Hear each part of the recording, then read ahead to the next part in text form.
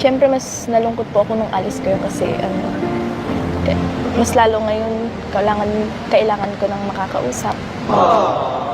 Kapag nandyan naman kayo, medyo nababawasan yung lungkot ko, lalo kapag nakakabanding ko sila Ate Joy, kayo kapag nag-ano tayo sila Kuya Rab. Yan, tas tuwing nagbablog tayo, nakakalimutan ko yung mga problema ko sa bahay.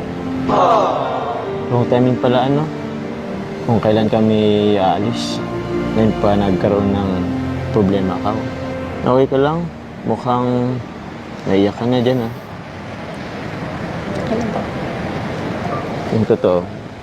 Alam mo, pwede mo naman yung iyak sa akin. Para at least, naman yung pakiramdam mo.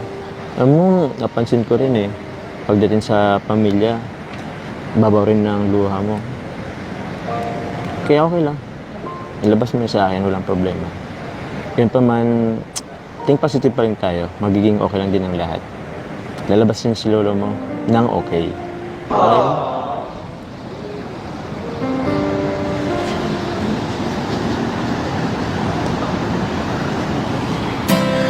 Okay?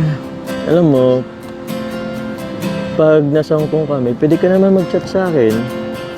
Pwede mo rin naman i-chat si Kuya Rab mo. Kasi